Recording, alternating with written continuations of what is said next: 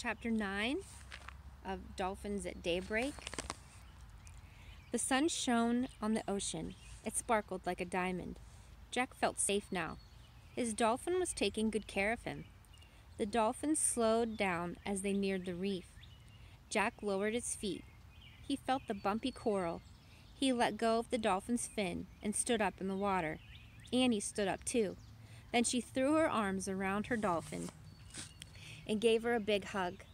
"Thank you, Suki," she cried, and she kissed the dolphin's nose. Suki tossed her head and clicked at Annie. "Kiss Sam now," Annie said to Jack. "You're nuts," said Jack.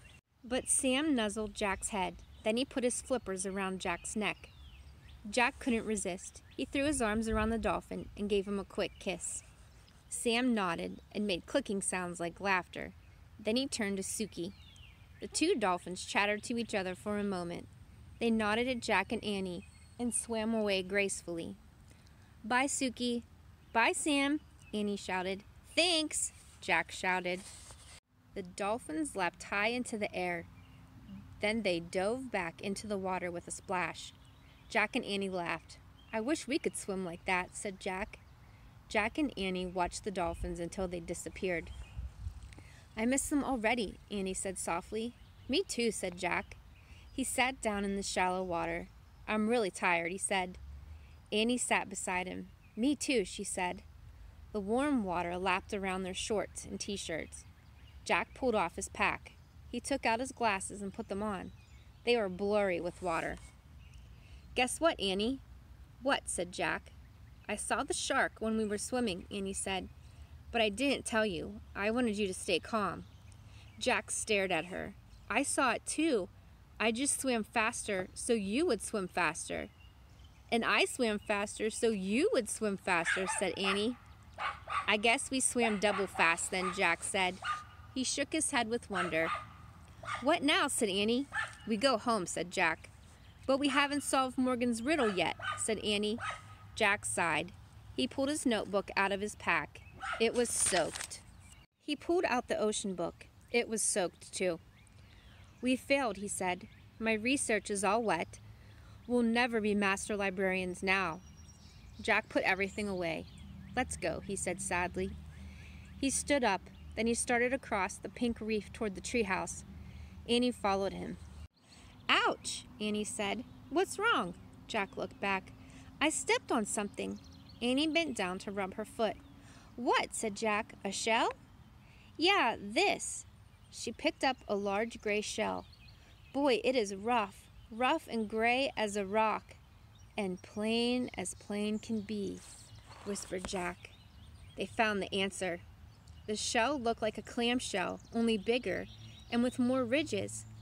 "How could this ugly shell be the answer to the riddle?" said Annie. "What about the part that says, 'There's great beauty in me'?" "Wait, research," said Jack. He opened the soaked ocean book. The pages were stuck together, but he was able to turn a few. He found a picture of the gray shell, and he read, "Divers search for oysters in deep water, but sometimes oysters wash up on reefs or beaches. Inside some oysters, you can find a pearl. The pearl's natural beauty makes it a treasure."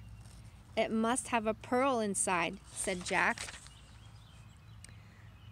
Annie peered into the crack between the two halves of the shell. "I can't see anything," she said. "How does the pearl get in there anyway?" Jack read aloud from a wet page. "Sometimes a grain of sand will get between the oyster's shell and its skin. This irritates the oyster, so it makes a pearly material to surround the grain of sand. In this way, over a few years, a pearl is formed." "I can't tell if there's a pearl in there or not," said Annie. "Maybe we should bang it against a rock," said Jack. "Now that would really irritate the oyster," said Annie. "Yeah." "Maybe we should just leave it alone," said Annie.